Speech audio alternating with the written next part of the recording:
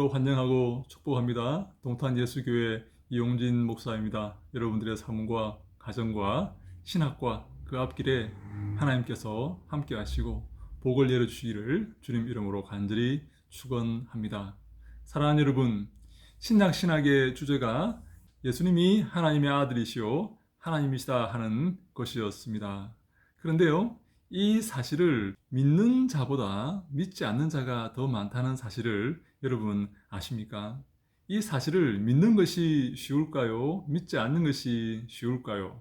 예수님이 하나님의 아들이시오, 예수님이 하나님이시라는 사실을 우리는 잘 믿고 받아들이고 얼마든지 아멘으로 화답하지만 믿지 않는 사람들이 더 많습니다. 사실은 갈릴리 나사렛 동네에서 살았던 30살 남짓의 그 청년이 하나님의 아들이요, 참된 메시아요, 나아가 하나님이었다 하는 이 고백은 사실 어떻게 보면 황당한 고백일 수가 있습니다. 여러분, 이 갈릴리라는 동네는, 이 나사렛이라는 동네는 아주 험하고 외진 동네였습니다. 아무것도 좋은 것이 없는 그런 동네였죠. 그런데 그곳 출신의 한 청년이 이제 하나님으로, 하나님의 아들로 나아가 신적인 존재로 추앙을 받게 되었다 하는 것입니다. 그래서 많은 사람들이 이 사실을 믿지 않고 받아들이지 않는 것이죠. 특별히 이 사실을 받아들이지 않는 학자들 가운데 종교사학파라는 학자들에 대해서 함께 생각해 보려고 합니다. 여러분, 종교사학파, 그러니까 굉장히 어려운 어떤 내용을 다루는 그런 사람들 같죠.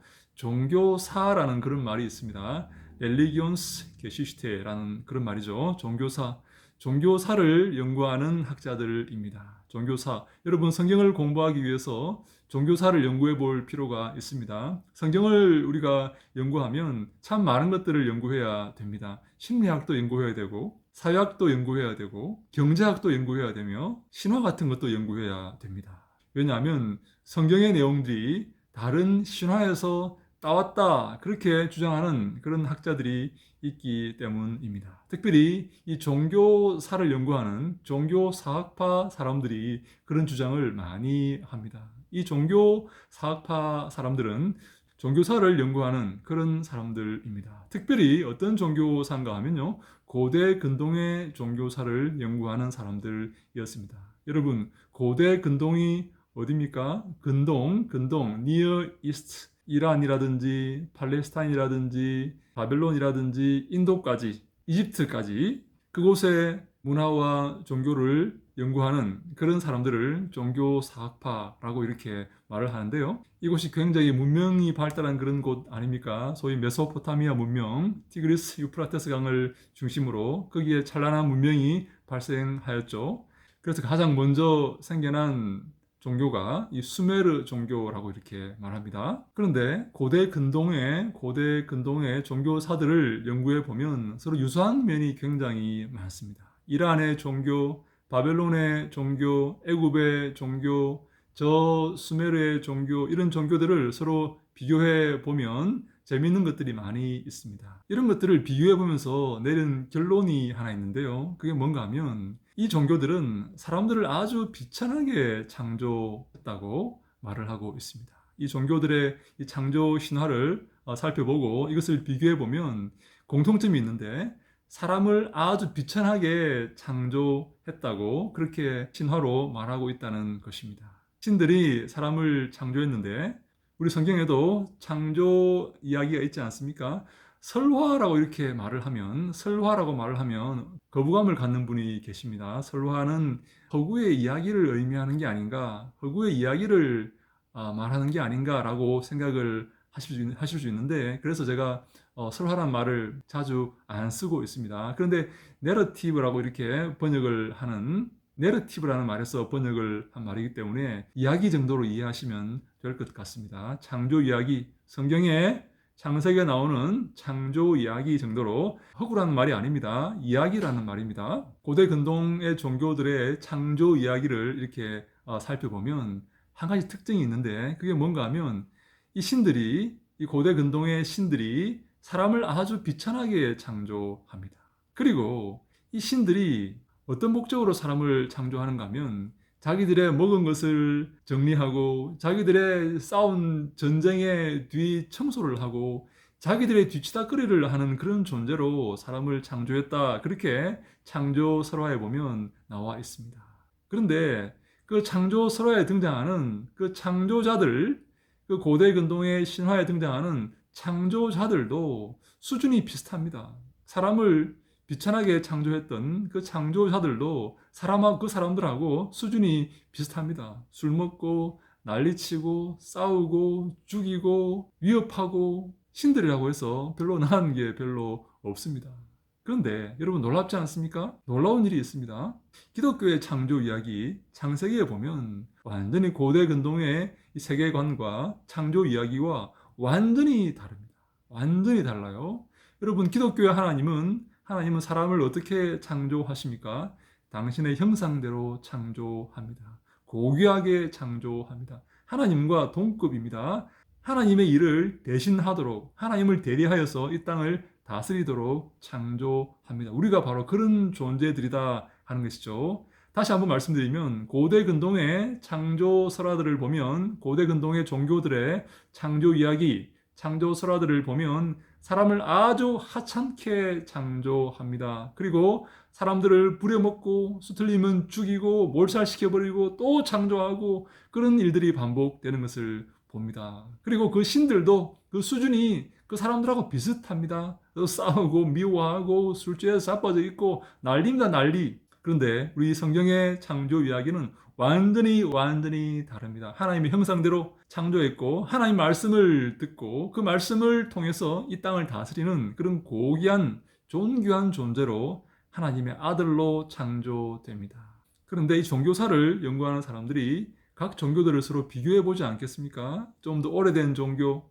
좀 이후에 탄생된 그런 나라들의 종교, 그리고 옆 나라들의 종교를 서로 비교하면서 무엇이 무엇에 영향을 받았다라고 이렇게 연구를 하는 것을 좋아하거든요. 그런 연구를 많이 합니다.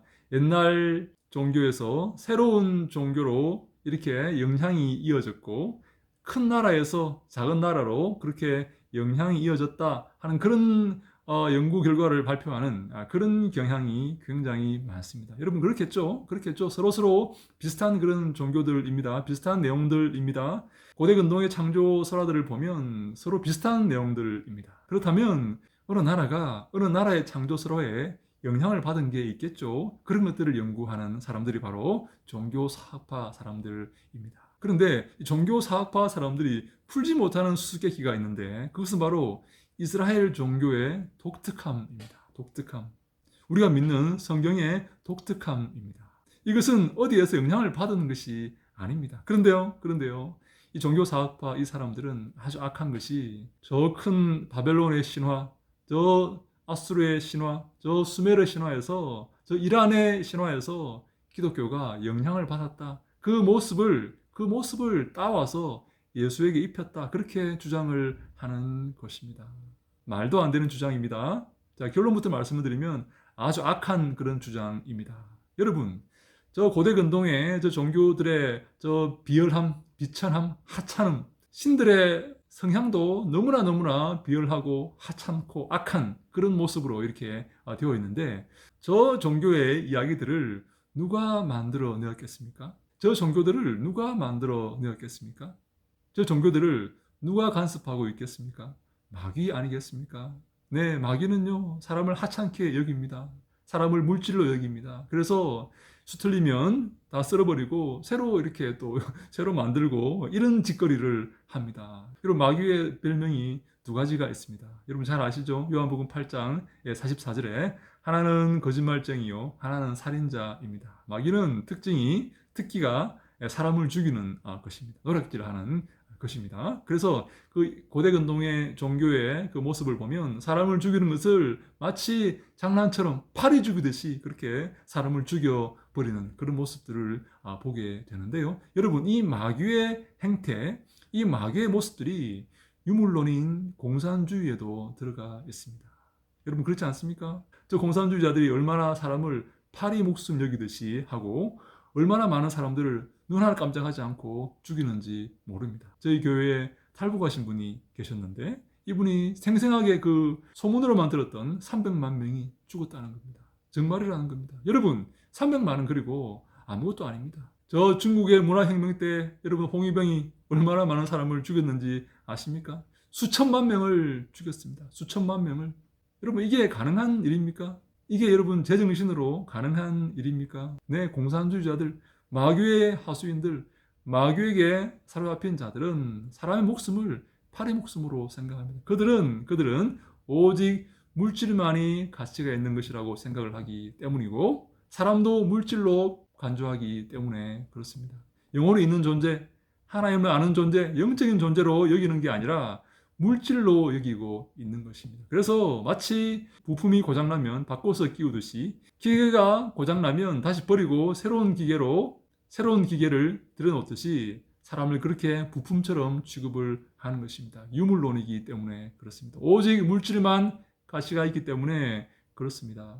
그러나 우리 기독교는 그렇지 않습니다. 유신론적인 종교입니다. 영혼이 있습니다. 하나님이 있습니다. 하나님이 사람을 당신의 형상대로 아름답게 멋지게 귀하게 창조하셨습니다. 우리가 바로 그런 존재입니다. 사랑하는 여러분, 하나님께서 우리를 하나님의 형상으로 지으셨다는 사실을 잊지 마시기 바랍니다. 하나님은 우리와 교제하기를 원하시고 우리와 사랑을 나누기를 원하시고 우리와 함께 하시기를 기뻐하시는 것입니다. 그래서 하나님은 당신의 아들 예수 그리스도를 이 땅에 보내셔서 우리와 함께하게 하셨고 그리고 예수 그리스도를 닮게 하셨으며 나아가 예수 그리스도를 십자가에 매다심으로 우리를 당신의 자녀로 삼으신 것입니다. 하나님의 놀라운 사랑이 여러분 느껴지지 않으십니까?